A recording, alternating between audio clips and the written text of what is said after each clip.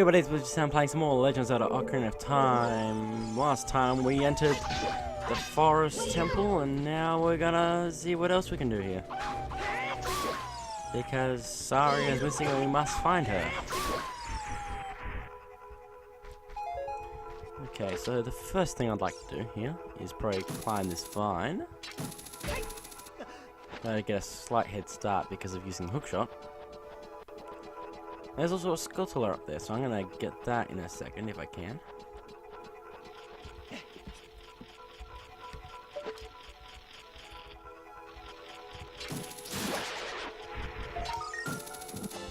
Yeah, there we go. Come on, jump. Nope, I failed. I have to go back up all the way. You didn't make it all the way.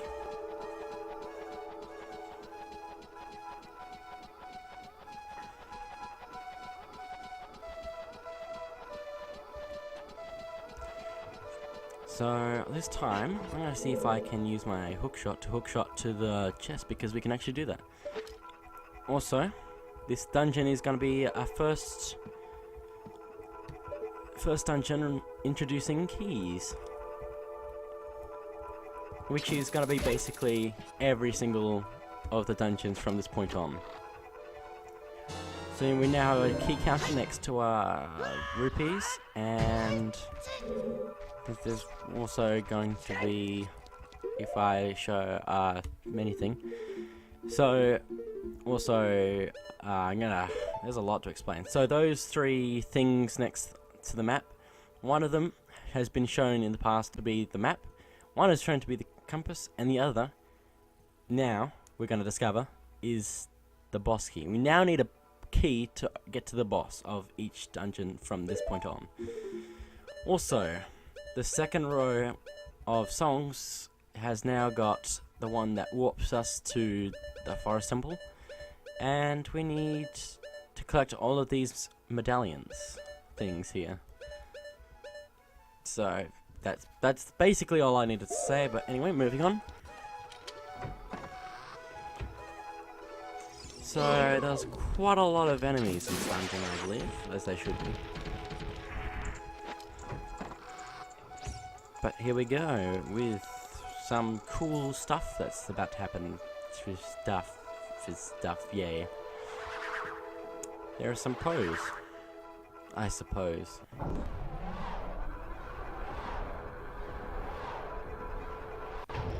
I suppose we're in trouble. So basically the goal of this dungeon is to get all of those lights back, which means we have to kill all those Poes. But they are known as the Poe sisters. And also Skulltula up here. And since these dungeons now will have keys in them, we need a lot of them to actually progress in each of these dungeons. Like, oh dear, what's this guy, this bubble, that's what these skulls are called. This one seems to be on fire because of reasons. You can knock those ones out with your shield and then attack them. I want to know what these guys are called. Okay, we're being attacked. Staffos. Okay, never mind. So basically these are like AIs made to fight like Link does.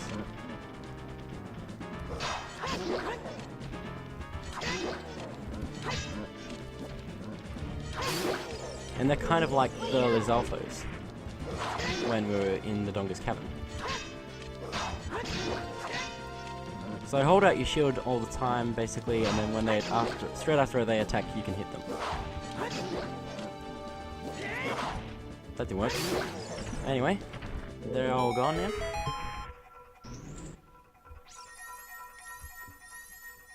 And we got another chest.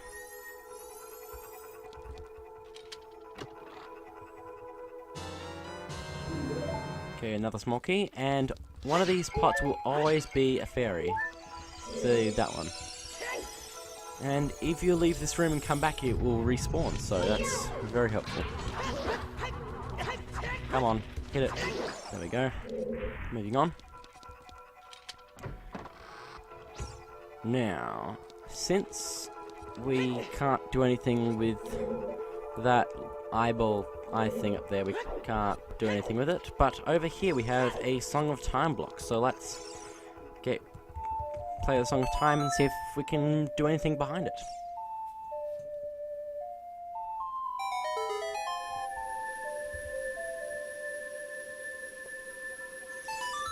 So now that that's done, we are now in the outside area, and all dear monster.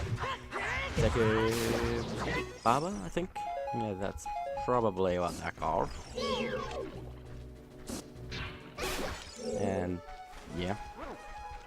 Let's see, what else is there around here? There's this wall over here, which we can't do much with. I think what we need to do... Actually, I think we're meant to be using this wall now, so... There's a couple of, what are these things called again? Skull wall teal? I don't know. Those things. But the last one we can't reach from down here, so I'm gonna have to try to not move when it turns purple. Or just walk right past it if I can. That works. But now that we're up here, there's another one of these bubbles.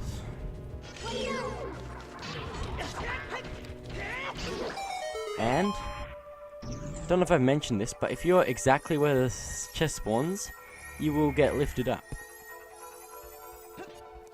So that's a cool trick, and I didn't even intend for that to really happen when I was about to say that. But I saw that it might happen, so I took my opportunity to explain it, that could happen. And it paid off, really. It did. So there's a Skulltula thing here, but I don't know. They've got weird names. I call them, I don't know. But moving on, this is a target for a hookshot thing, so we can do that. But if we stand on that switch, it lowers the water in the well, or what I refer to as the well. Got him. So now, there's also a chest up there, and since we can hookshot to it, we can do that. Let's see if we can get something super amazing from it. We got a recovery heart. So while we're here, I'm going to get this gold Skulltula.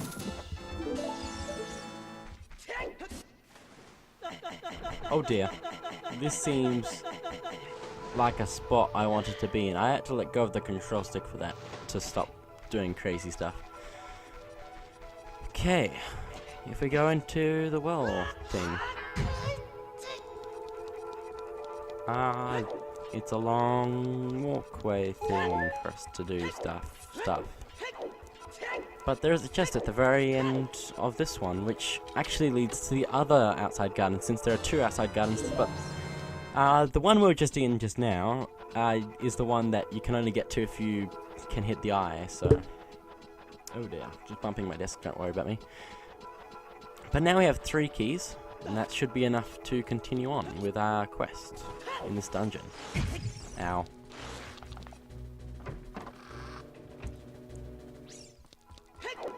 So now, we need to go up here.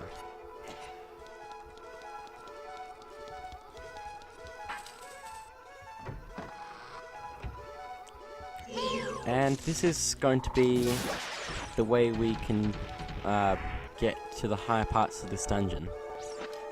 In fact, I'm going to show the map, probably. So let's see, map. So this is the first floor, second floor, basement 1, which is the well, and basement 2, which we're not going to see for a while because reasons. But floor 1 and 2 are going to be the main ones we're looking at for now.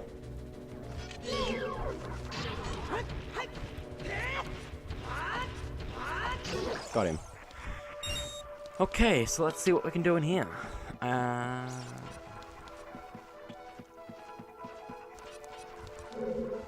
So, I believe... Oh dear. There are arrows painted on the floor.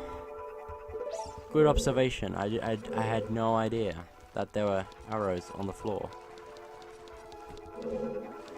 But I've been really enjoying a Let's Play of this game, but not this game because it's a mod thing type thing. I've been enjoying a Let's Play of the Legend of Zelda Ocarina of Time randomizer by the YouTuber slash Twitch streamer Josh Jepson. So go check that out. It's really cool. I'm enjoying it so much right now. I just wanted to give a quick shout out since I don't have much else to say right now. But anyway, this is a block puzzle which is kind of simple, but I'm just taking a while. So if we push this block over here as well, on the second level, we can then do stuff once we get back to it. But we need to drop down here since we can't get around to the first block, which I've pushed in the way, so... But now we can push it into the next position, which means we can loop around to push into a spot so we can climb onto it and then climb up to the next level. It's quite a simple puzzle if you know what you're doing. You just need to basically push blocks as much as possible.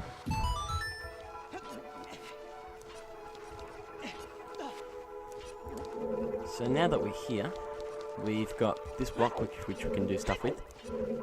Come on, grab the block and push forward. Okay, there we go. So we just pushed it from that tunnel down there, but so we really need to be on the other side to push it into that exact position. But now that we've done both of those, we can continue.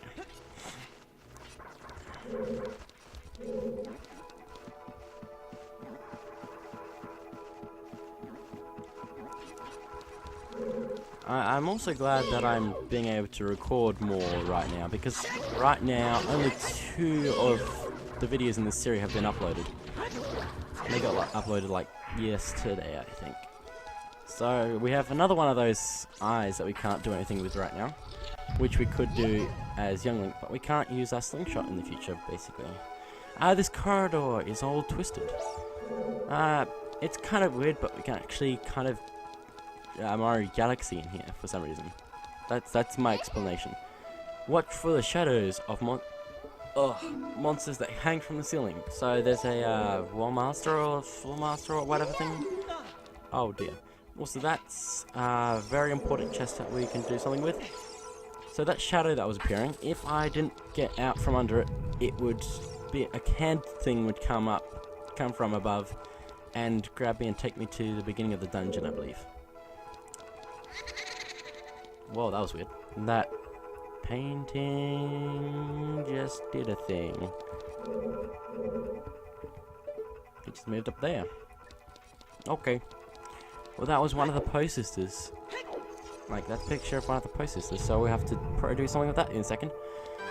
But first, we have yet another one of these stuffos things.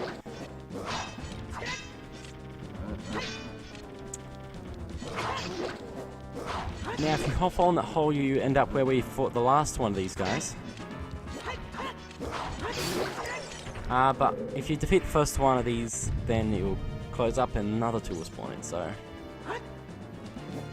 Now, these 2, if you do not defeat them both, like, if you don't destroy the second one before the first one, like if you don't defeat the second one quickly enough, the first one will, like, come back to life for some reason or something. Oh dear. So time to be quick and stuff. Now I'm gonna see if I can... Yeah, I'm gonna use this just to make sure I can do this.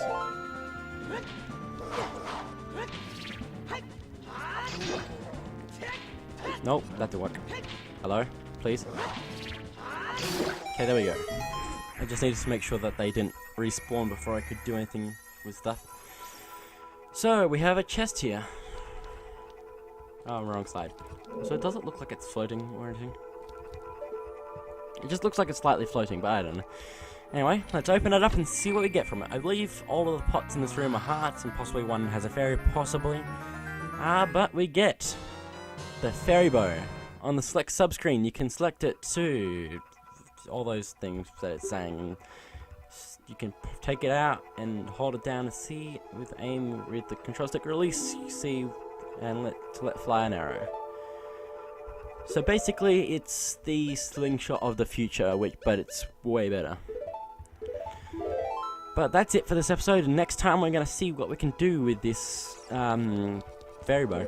The main thing it's used for is for fighting Poes though, so that's going to be very helpful in this dungeon. So see you guys then when we do more stuff with the Poe sisters. See you guys then.